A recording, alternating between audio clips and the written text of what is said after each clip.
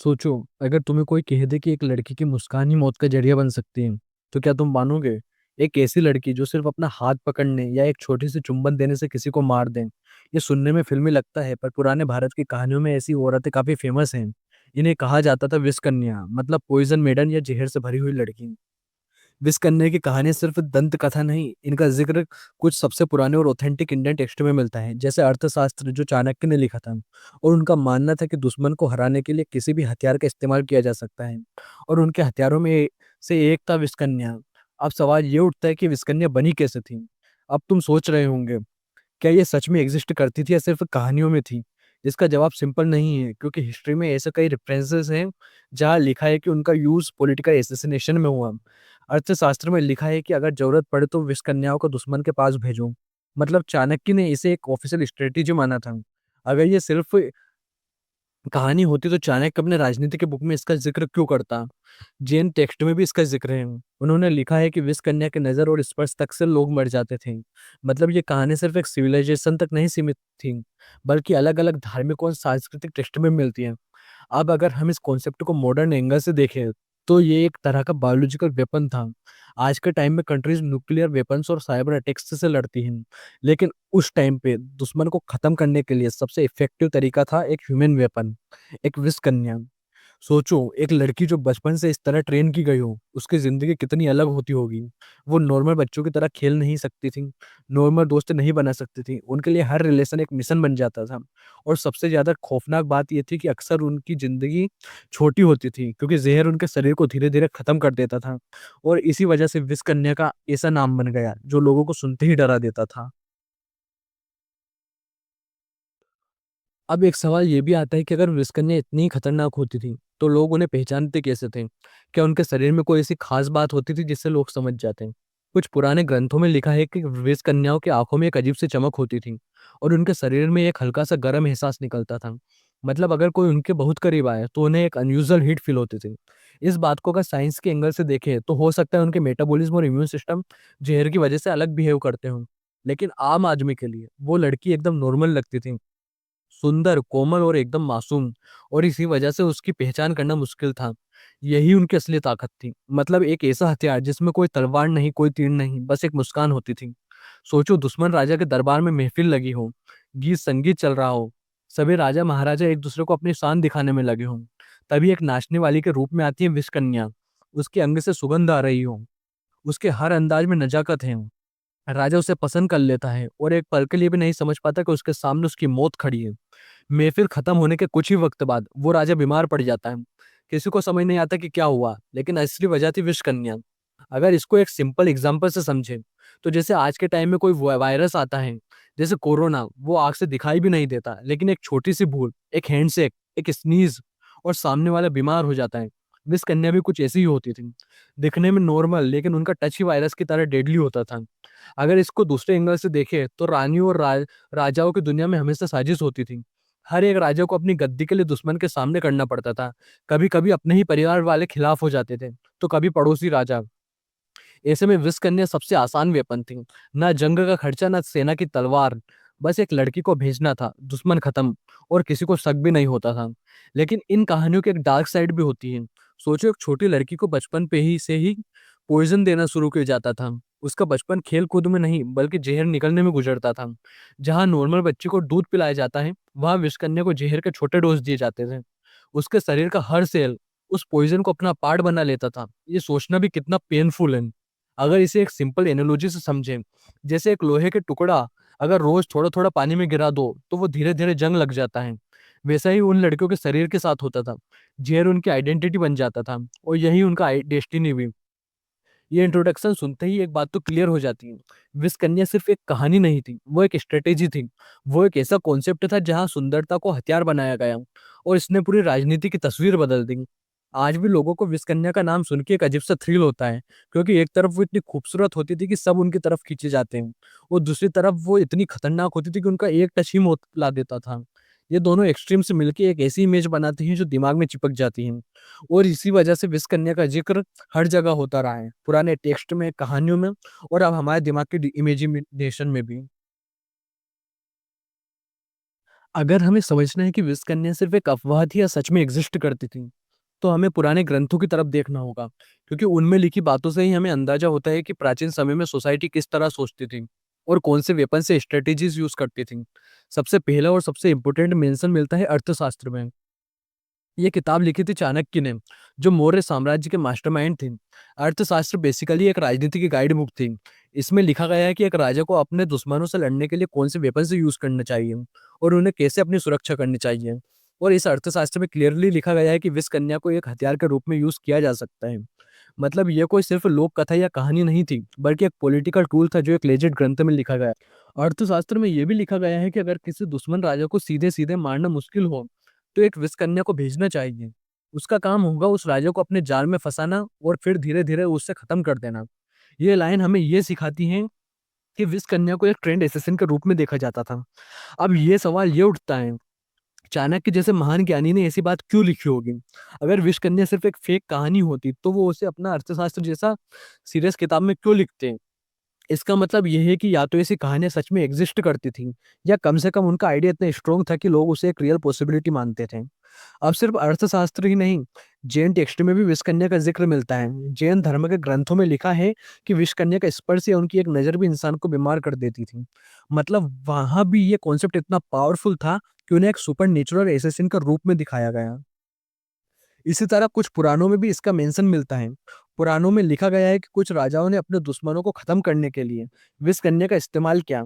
यहाँ तक लिखा गया है कि कई बार तो उन्हें गिफ्ट के रूप में भेज दिया जाता था, जैसे एक सुंदर दासी या पतिव्रता के रूप में किसी राजा के पास भेज दिया जाए, और वो समझता था कि उसे एक उपहार मिला है, लेकिन असली में वो उसके लिए मौत का पैगाम होती थी।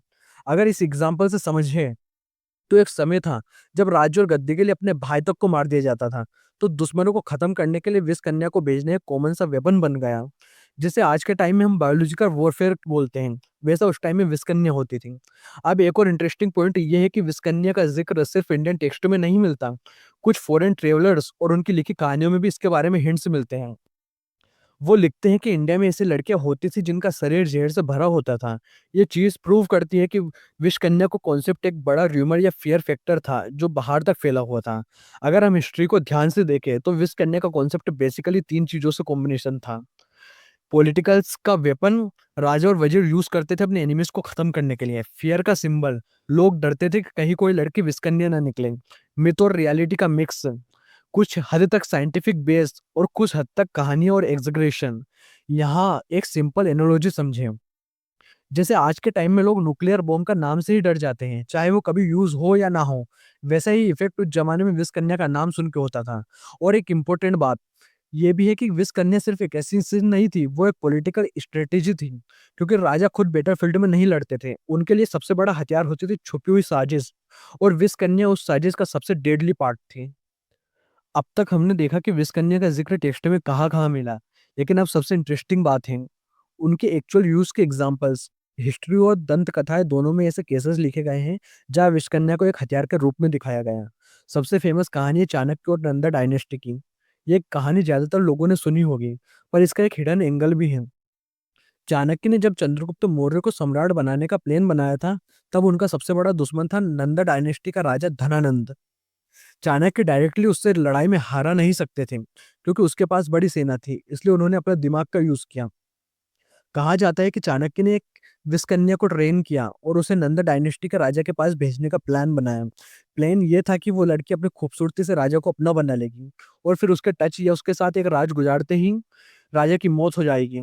ये प्लान ऑलमोस्ट सक्सेसफुल भी हो गया था, लेकिन जब चंद्रगुप्त मौर्य की तरफ से पावर बैलेंस बदलने लगा, तो चाणक्य ने अपना कार्ड्स और वाइजली प्ले किए। इस स्टोरी के डिफरेंट वर्जन हैं, लेकिन एक बात कॉमन है, विष कन्या को चाणक्य ने एक रियल वेपन का रूप में यूज किया। अब एक और स्टोरी सुनो। ये कहानी है केसर राजा की, जिसे उसके खिलाफ एक नेबलिंग स्टेट ने विष कन्या के थ्रू खत्म करना चाहा। राजा के दरबार में एक सुंदर लड़की गिफ्ट के रूप में आई। उस लड़की का शरीर जहर से भरा हुआ था, लेकिन जब राजा ने उस लड़की को देखा, तो उसके गुरु ने तुरंत समझ लिया कि कुछ गड़बड़ है। कहते हैं गुरु ने एक छोटा सा टेस्ट किया, उस लड़की के हाथ को एक छोटे से जानवर के पास ले गए, और जैसे ही वो जानवर उस लड़की के टच में आया, वो मर गया। उस दिन से विष कन्या का डर और भी ज्यादा फैल गया। ऐसे कई और रेफरेंसेस हैं जहाँ लिखा गया है कि विष कन्या को एक गिफ्ट के रूप में भेजा जाता था। समझो, जैसे आज के टाइम में कोई हैकर एक वायरस भेजता है यूएसबी या ईमेल के थ्रू, वैसे ही उस जमाने में एक सुंदर लड़की के रूप में दुश्मन के महल में वायरस भेजा जाता था। एक और एंगल ये भी है कि कई बार विष कन्या को बिना उनके मर्जी के यूज किया जाता था। मतलब बचपन में ही उनके जहर दिया जाता था, उनकी ट्रेनिंग होती थी, और फिर जब टाइम आता था तो उनकी लाइफ का एक वेपन के रूप में खत्म कर दिया जाता था। ये सोचना भी अजीब है कि एक लड़की अपनी खूबसूरती का यूज खुशी लाने के लिए नहीं, बल्कि मातम लाने के लिए करती थी। अब यहाँ एक इंटरेस्टिंग कंपैरिजन करते हैं। जैसे रोम में भी वेनिफिसी नाम की औरतें होती थीं, जो जहर मिलाने में एक्सपर्ट होती थीं। उनका काम होता था किसी के खाने या ड्रिंक में पॉइजन मिलाकर उसे मार देना। लेकिन डिफरेंस ये था कि रोम में औरतें पॉइजन इस्तेमाल करती थी, जबकि इंडिया में विष कन्या का शरीर का पॉइजन बन गया था। ये एक यूनिक कॉन्सेप्ट था जो शायद भारत में डेवलप हुआ। और अगर चाइना की बात करें तो वहां भी कहानियां मिलती हैं, जहाँ एम्परर्स के लिए कॉन्क्यूबाइंस को पॉइजन करके भेजा जाता था। लेकिन वहां भी ये सिर्फ एक ट्रिक थी। इंडिया का विस्कन्या कॉन्सेप्ट इसलिए अलग था क्योंकि यहाँ एक औरत को लिटरली जहर का जीता जागता रूप बना दिया जाता था। एक और स्टोरी का जिक्र है, जहाँ एक विस्कन्या को एक राजा के पास भेजा गया, लेकिन वो राजा खुद पॉइजन इम्यून था। उसने बचपन से ही जहर का माइक्रो डोजिंग करके अपने शरीर को स्ट्रोंग बनाया हुआ था। रिजल्ट ये हुआ कि जब विस्कन्या उसके करीब आई तो राजा पर कोई असर नहीं हुआ। ये स्टोरी दिखाती है कि उस समय के रूलर्स और स्ट्रेटेजिस्ट को भी पता था कि पॉइजन एक वेपन है और उसे बचाया जा सकता है, सिर्फ प्रैक्टिस और इम्यून सिस्टम स्ट्रोंग करके। ये सब एग्जाम्पल्स हैं, एक चीज प्रूव करते हैं, विष कन्या का कॉन्सेप्ट सिर्फ एक कहानी नहीं था, ये एक ऐसी स्ट्रेटेजी थी जो पॉलिटिकल और रॉयल गेम्स में यूज की जाती थी। इसका जिक्र टेक्स्ट में भी है और कहानियों में भी, मतलब लोग इसे सीरियसली लेते थे। आज के टाइम में अगर हम इसे समझना चाहें तो एक सिंपल एनोलॉजी है। जैसे मूवीज में एक अंडरकवर एजेंट होता है जो एक स्माइल और एक हैंडशेक के थ्रू अपना मिशन पूरा करता है। विश कन्या भी वही थी, बस डिफरेंस ये था कि उनके वेपन में कोई गन या गैजेट नहीं, बल्कि उनका खुद का शरीर था।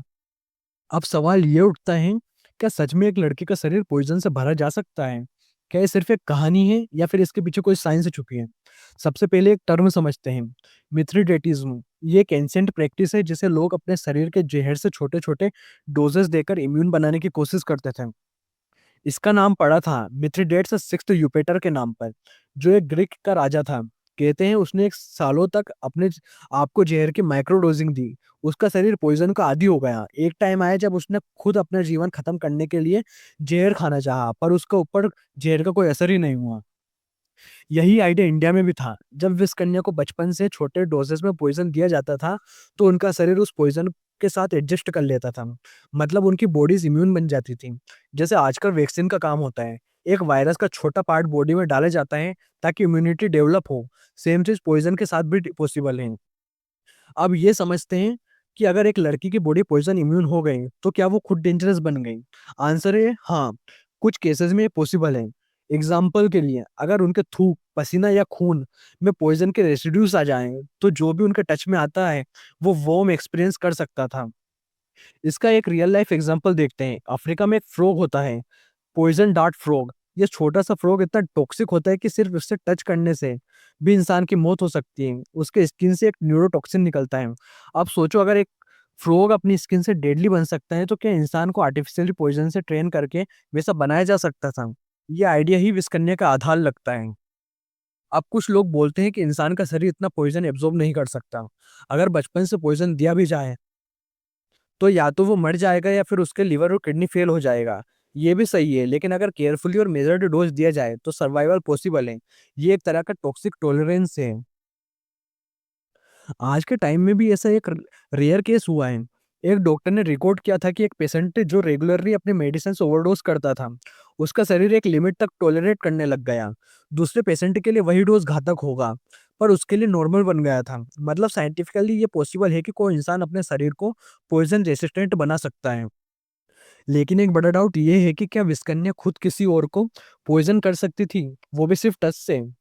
साइंस के हिसाब से ये थोड़ा मुश्किल है क्योंकि पॉइजन को ट्रांसफर होने के लिए एक डायरेक्ट मीडियम चाहिए होता है, जैसे ब्लड या सलाइवा। मतलब अगर वो किस करती या इंटीमेट होती तब पॉइजन ट्रांसफर होने का चांसेस ज्यादा रहते हैं। बस सिर्फ हाथ मिलाने या दूर से देखने से कुछ नहीं होता। लेकिन एंसेंट कहानियों इस पार्ट को एक्सग्रेट करके दिखाई देती हैं कि एक नजर या एक टच में ही आदमी मर जाता था। और एक साइंटिफिक पॉसिबिलिटी और भी है, शायद वो लड़कियां पॉइजन एक्सपर्ट होती थी। मतलब उन्हें अलग अलग हर्ब्स और टॉक्सिक प्लांट्स के बारे में नॉलेज होता था, जैसे एकोनाइट, आर्सेनिक और स्नेक वेनम का इस्तेमाल। उनके पास एक अपॉर्चुनिटी होती थी कि वो किसी का खाना, शराब या इवन एक स्मॉल बाउंड में पॉइजन डाल दें, और एक लोग समझते थे कि उनकी बॉडी ही पॉइजन है, लेकिन असल में वो ट्रेंड एसेसिन्स थी जो पॉइजन का स्मार्ट यूज करती थी। सोचो, जैसे आज के ज़माने में एक हैकर को देख लो, कोई नॉर्मल बंदा सोचता है कि उसके पास कोई मैजिक है, वो सिस्टम को एक क्लिक में तोड़ देता है, लेकिन असल में उसने ईयर्स ऑफ प्रैक्टिस और ट्रिक्स सीखी होती है। विश कन्या में शायद ऐसी ही थी, असल में पॉइजन एक्सपर्ट, पर लोगों की नज़र में एक सुपरनेचुरल डेडली औरत। एक और थ्योरी ये भी है कि कहानियों को डिलिबरेटली ओवर हाइप किया गया, क्योंकि रूलर्स और किंग्स चाहते थे कि दुश्मन डर जाए। अगर उन्होंने न्यूज़ फैला दी कि मेरे पास विश कन्या है, तो सामने वाला बिना लड़ाई के ही डर जाएगा। इस तरह विश कन्या एक पॉलिटिकल प्रोपेगेंडा बन गई थी। विश कन्या कॉन्सेप्ट पार्टली साइंटिफिक है, पार्टली मिथ भी है, और सबसे इम्पोर्टेंट, ये एक साइकोलॉजिकल वेपन था जो एनिमीज को मन में डर पैदा करता था। अब इसके पॉलिटिकल यूज और रियल स्टोरीज देखते हैं, लेकिन उससे पहले समझो, विस्कन्या सिर्फ एक वेपन नहीं थी, बल्कि एक स्ट्रेटेजिक एडवांटेज थी जो राजा और एम्परर्स के पास होता था। उस समय बैटलफील्ड में सिर्फ तलवार या सेना काफी नहीं थी। अगर एक एनिमी राजा स्ट्रोंग था, उसके पैलेस में भरपूर गार्ड्स थे और आर्मीज थी, तो डायरेक्ट अटैक करना रिस्की होता था। यहाँ विस्कन्याएं काम आती थी। एक राजा अपनी गद्दी सिक्योर करने के लिए सीक्रेटली एक विस्कन्या को एनिमी के दरबार में भेजता था। वो लड़की न सिर्फ सुंदर होती थी, बल्कि ट्रेंड भी होती थी कि कैसे किंग का ट्रस्ट करवाया जाए और कैसे उसके डेली रूटीन में अपनी चाल चली जाए। जैसे चेस में एक मोहरा होता है, वो बिल्कुल सही जगह पे रखा होता है, वैसे ही विस्कन्या का भी यूज किया जाता था। अब इसके यूज देखते हैं, जैसे कि मोर एम्पायर का एग्जांपल। चाणक्य का प्लेन में विस्कन्या का जिक्र बार बार आता है। नंदा डायनेस्टी का राजा धनानंद को हटाने के लिए प्लेन बना, विस्कन्या को सीक्रेटली पैलेस में भेजना एक ऑप्शन था। इसका लॉजिक सिंपल था, दुश्मन के रिसोर्सेज या लाइफ को डायरेक्ट डिस्ट्रॉय करने की जगह उनके अंदर ही जहर इंजेक्ट कर दो। इससे किंग वीक हो जाता और राजा के डिसीजन मेकिंग में गड़बड़ हो जाती। ये स्ट्रेटेजी सिर्फ एक राजा या एक लड़की की नहीं थी, ये एक एंटायर पॉलिटिकल नेटवर्क का हिस्सा थी। जब एक विस्कन्या एनिमी पैलेस में जाती, उसके साथ इंफॉर्मेशन और सटल इन्फ्लुएंस भी होती। मतलब वो सिर्फ डेथ का रीजन नहीं, बल्कि एक स्पाई और इन्फ्लुएंस भी थी। गिफ्ट के रूप में भी विस्कन्या को भेजी जाती थी। कुछ हिस्टोरिकल सोर्सेज में लिखा गया है कि राइवल किंग्स एक दूसरे को पैलेस में गिफ्ट भेजते थे, लेकिन विस्कन्या का गिफ्ट अलग था, एक सुंदर लड़की, जो दुश्मन राजा को एक हार्मलेस गिफ्ट लगती थी। असल में जहर और सीक्रेट इन्फॉर्मेशन का कैरियर होती थी। एक सिंपल एनालॉजी समझे, तो जैसे मॉडर्न कॉर्पोरेट वर्ल्ड में कोई कॉन्फिडेंशियल डॉक्यूमेंट किसी अट्रैक्टिव कंसल्टेंट के थ्रू लीक कर दिया जाता है, वैसे ही विस्कन्या का काम था एनिमी पैलेस के सीक्रेट्स कलेक्ट करना और उन्हें अपने राजा तक पहुंचाना। राजा खुद बैटलफील्ड में नहीं जाते, पर उनके पास हाई रिस्क ऑपरेशंस होते थे। विस्कन्या उन ऑपरेशंस को एक low risk high impact tool थी। अगर कुछ गलत होता, तो लड़की खुद एक सेक्रिफिशियल मोहरा बन जाती थी। इससे राजा के लिए अकाउंटेबिलिटी और सेफ्टी दोनों मेंटेन होती थी। मगधा और कोसला, ये दोनों रियासत एक दूसरे के राइवल्स थे। हिस्ट्री का टेक्स्ट में मेंशन है कि मगधा के राजा ने एक विस्कन्या को कोसला के किंग के दरबार में भेजा, जिससे पॉलिटिकल टेंशन और फियर दोनों क्रिएट हुआ। अगर साउथर्न किंगडम की बात करें, तो तमिल रिलीजन्स में भी सिमिलर टेक्टिक्स यूज किए जाते थे, जहां पॉइजन ट्रेंड वुमेन को दुश्मन के जनरल्स के अगेंस्ट यूज किया जाता था। ये एग्जांपल्स ये दिखाते हैं कि विष कन्या का कॉन्सेप्ट रीजनल और पैन इंडियन लेवल पर एग्जिस्ट करता था। सबसे इम्पोर्टेंट बात यह है कि विस्कन्या का असली इम्पैक्ट साइकोलॉजिकल था। सिर्फ उनके प्रेजेंस से भी राजा और जनरल्स के माइंड में डर पैदा हो जाता था। लोग सोचते, क्या ये लड़के सिर्फ सुंदर हैं या हमारे लिए खतरा भी है। ये फियर ही एक पावरफुल वेपन था। विस्कन्या की ट्रेनिंग और स्किल की बात करें, तो सोचो, एक लड़की को बचपन से एक जिंदा हथियार बनाया जा रहा है। सिर्फ पॉइजन से नहीं, बल्कि माइंड और बॉडी दोनों को ट्रेन करके डेडली बना दिया जाता है। ये ट्रेनिंग कुछ ऐसे थी जो अब तक किसी ने ओपनली डिस्कस ही नहीं की। अगर बात करें पॉइजन टॉलरेंस ट्रेनिंग की, बचपन से उन्हें छोटे डोसेज में पॉइजन दिया जाता था। जैसे मैंने पहले मिथ्रिडेटिज्म का एग्जांपल दिया था, लेकिन इसके अलावा उन्हें यह भी सिखाया जाता था कि कौन से हर्ब्स और एंटीडोट्स उनकी लाइफ बचाएंगे। एक सिंपल एग्जांपल, अगर उन्हें एकोनाइट दिया जाता था, तो साथ में एक हब भी इंट्रोड्यूस किया जाता था, जो उन्हें लीवर और किडनी को डैमेज होने से बचाता। मतलब ट्रेनिंग के साथ उनका शरीर पॉइजन के साथ एडजस्ट हो जाता। सिर्फ पॉइजन सर्वाइव करने ही काफी नहीं था, उन्हें सेल्फ डिफेंस और एस्केप टेक्निक्स भी सिखाई जाती थी। अगर किसी ने उनका प्लेन पकड़ लिया, तो वो सेफ एस्केप कर सके। एक विश का काम होता था दुश्मन को ट्रैप करना, इसलिए उन्हें डिस्ग्यूज और एक्टिंग स्किल्स सिखाए जाते थे। एक दिन वो एक सर्वेंट बनकर पैलेस में घुस जाती, अगले दिन एक डांसर के रूप में। ये स्किल उन्हें इतनी नेचुरल आती थी कि कोई सस्पेक्ट ही नहीं कर पाता। ये साइकोलॉजिकल मैनिपुलेशन भी होती थी, जैसे आज के अंडरकवर कोप से इंटेलिजेंस ऑफिसर्स का काम होता था। विश कन्या की बॉडी को पॉइजन टॉलरेट करने के लिए स्पेशल डाइट होती थी। ये डाइट हर्ब्स, डिटॉक्सिफाइंग फूड्स और ब्लड स्ट्रेंथनिंग आइटम से बनी होती थी। Neem, turmeric and certain roots daily diet में इंक्लूड होते थे। इससे उनका शरीर स्ट्रांग और इम्यून बन जाता। साथ ही एक्सरसाइजेज और योगा से उनकी एजिलिटी और रिफ्लेक्सेस इंप्रूव होती थी। रॉयल कोर्ट्स में जाते वक्त उन्हें सिग्नल्स और कोड से सिखाए जाते हैं। अगर वो एक मैसेज भेजना चाहती तो एक सिंपल हैंड जेस्चर या ज्वेलरी का पैटर्न काफी होता था। शायद सबसे इम्पोर्टेंट पार्ट ये था, उन्हें इमोशनल रेसिलियंस सिखाई जाती थी। गिल्ट और फियर को कंट्रोल करना, अपने इमोशंस को सप्रेस करना और मिशन पर फोकस करना। अगर वो एक किंग के साथ टाइम स्पेंड कर रही है और दिखावा कर रही थी कि प्यार करती हूँ, वो अपने अंदर गिल्ट या सिंपैथी को कंट्रोल करके अपना काम करती है। ये मेंटल ट्रेनिंग उनके लिए सर्वाइवल और एफिशिएंसी का की था। विश कन्या का साइकोलॉजिकल इम्पैक्ट और डार्क साइड की बात करें, सोचो एक छोटी सी बच्ची जो पैदा होती है, उससे माँ का प्यार, खेलकूद या नॉर्मल चाइल्डहुड मिलना चाहिए। लेकिन अगर उसे बचपन से पॉइजन खिलाया जाए, उसका बचपन छीन लिया जाए और उसे एक वेपन बनाया जाए, तो उसके दिमाग पर क्या असर होगा। यही था विश कन्या का सबसे बड़ा डार्क साइड। उन्हें एक इंसान नहीं, एक जिंदा हथियार बनाया जाता था। जैसे एक स्वॉर्ड होता है जिसकी अपनी कोई मर्जी नहीं होती, उसे जहां चाहो वहां चला दो। वैसे ही विश कन्या को तैयार किया जाता था कि वो किसी भी वक्त किसी भी किंग का सामने भेजे जा सके। बचपन से पॉइजन खाना नॉर्मल इंसान के लिए टॉर्चर है।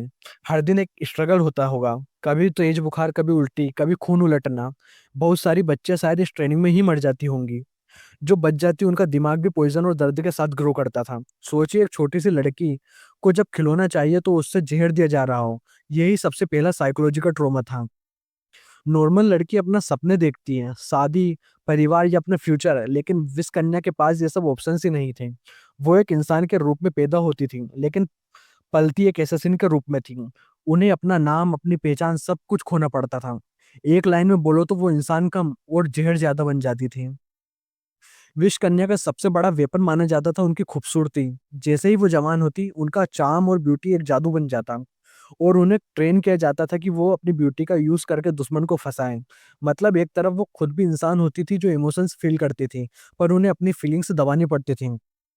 अगर किसी विश कन्या को दुश्मन किंग को अपने प्यार में फंसाना था, तो वो चाहे दिल से प्यार भी कर बैठी हो, लेकिन उनका काम होता मारना, मतलब अपनी फीलिंग्स को मारना उनकी ट्रेनिंग का हिस्सा था। सोचो अगर तुम्हें पता हो कि तुम्हारी जिंदगी सिर्फ एक दिन किसी को खत्म करने के लिए है और तुम्हारी खुद की जिंदगी भी खतरे में है, तो तुम कैसा फील करोगे। विश कन्या भी शायद अकेली फील करती होगी। उनके पास कोई अपना नहीं था, ना फैमिली, ना फ्रेंड्स, ना प्यार। उनकी हर बात एक सीक्रेट थी। हर रात उनके मन में गिल्ट होता होगा कि उनकी वजह से एक इंसान मर गया। सबसे बड़ी बात यह है कि विस्कन्या अपनी मर्जी से ये सब नहीं करती। वो पॉलिटिकल गेम्स का एक मोहरा थी। किंग्स और रूलर्स अपने दुश्मनों को खत्म करने के लिए उनका इस्तेमाल करते थे। मतलब असली गेम किंग्स खेलते थे, पर कुर्बानी हमेशा विस्कन्या की होती थी।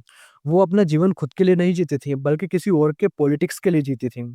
ज्यादातर विस्कन्या की कहानी का एंड ट्रेजिक होता था। या तो वो अपने मिशंस के दौरान खुद पॉइजन का इफेक्ट से मर जाती थी, या फिर पकड़ी जाकर टॉर्चर में खत्म हो जाती थी। उनके लिए जिंदा रहना ही एक पनिशमेंट था। इसलिए उनकी कहानियों में एक कर्स वाली फीलिंग है, जहाँ ब्यूटी, डेंजर और ट्रेजेडी सब एक साथ बैठते हैं। विश करने का कॉन्सेप्ट सिर्फ एक लड़की और पॉइजन का कॉम्बिनेशन नहीं था। ये एक आइडिया, स्ट्रेटेजी और साइकोलॉजिकल टूल था, जो राजनीति और पॉलिटिक्स में एक रिवॉल्यूशन लाने के काबिल था। विश कन्या हमेशा उन लोगों के लिए एक अननोन थ्रेट का सिंबल थी। जैसे आज के टाइम में एक अननोन हैकर या स्पाई का नाम सुन के ही कंपनीज डर जाती हैं, वैसे ही उस समय किंग्स और जनरल्स विश कन्या का नाम सुन के कोशिश हो जाते थे। ये थ्रेट विजिबल नहीं था, पर इनविजिबल इम्पैक्ट सब पर पड़ता था। उनकी असली पावर उनके जहर से नहीं, बल्कि फियर और अनसर्टेनिटी से आती थी। एक पैलेस में एक लड़की का आना जो सुंदर और चार्मिंग हो, लेकिन सीक्रेटली ट्रेंड और डेडली हो, ये लोगों को माइंड में टेंस्ड और घबराहट क्रिएट करता था। इसका इफेक्ट एकदम साइकोलॉजिकल वॉरफेयर जैसा था, बिना एक तलवार या भाले के। विष कन्याओं की कहानी में मिथ और साइंस का फ्यूजन था। मिथ उनकी इमेज को लार्जर देन लाइफ बनाता था, और साइंस उनके कैपेबिलिटीज को रियल बनाता था। ये कॉम्बिनेशन उन्हें सिर्फ एक वेपन नहीं, बल्कि एक लिविंग लेजेंड बनाता था। राजा और स्ट्रेटेजिस्ट ने विस्कन्याओं को एक साइलेंट येट डिसिसिव टूल के रूप में यूज किया। एक सिंगल मिशन से एक डायनेस्टी की पॉलिसी या रूलर को माइंडसेट चेंज हो सकता था।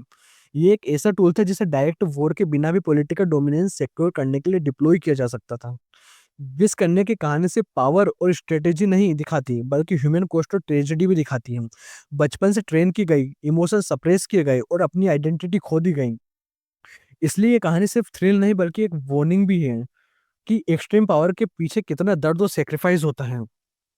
आज विश करने का कॉन्सेप्ट मूवीज, लिटरेचर और स्ट्रेटेजी डिस्कशन से इंस्पायर करता है, सिर्फ एज ए हॉरर या थ्रिल आइडिया नहीं बल्कि साइकोलॉजिकल मैनिपुलेशन और कवर्ट ऑपरेशंस का एग्जाम्पल भी है। सोचो, एक सिंगल लड़की का नाम इतना पावरफुल था कि सेंचुरीज तक लोग इसकी कहानी याद रखें। ये रेयर है और यही इसकी असली लेगेसी है। विश कन्या सिर्फ एक कहानी नहीं, एक कॉम्प्लेक्स वेपन, पॉलिटिकल टूल और ट्रेजिक ह्यूमन स्टोरी थी। उसकी कहानी हमें दिखाती है कि हिस्ट्री में पावर के लिए कितनी क्रिएटिविटी, रिस्क और ह्यूमन कॉस्ट इन्वॉल्व होती है। एक छोटी सी लड़की जो एक टूल से ज्यादा नहीं लगती, असल में हिस्ट्री का एक डेंजरस और फैसिनेटिंग चैप्टर बन गई। सोचो, एक लड़की जो पैदा होती है एक इंसान के रूप में, कैसे बन जाती है हिस्ट्री के सबसे डेंजरस वेपन। विश कन्या सिर्फ एक कहानी नहीं, एक लेसन है कि पावर और फियर के पीछे कितनी सच्चाई और ट्रेजेडी होती है। आज भी सोचो, अगर ऐसे सीक्रेट्स और स्ट्रेटजीज हमारे आसपास होते हैं तो हम कैसे रिएक्ट करते हैं। कमेंट्स में बताओ, क्या तुम विश कन्या के जैसे स्ट्रेटजी का पार्ट बन सकते थे। अगर तुम्हें वीडियो इंटरेस्टिंग लगा तो लाइक और शेयर करना मत भूलना, और हाँ, कमेंट में बताओ तुम्हें कौन सी हिस्टोरिकल कहानी सबसे ज्यादा शॉकिंग लगी।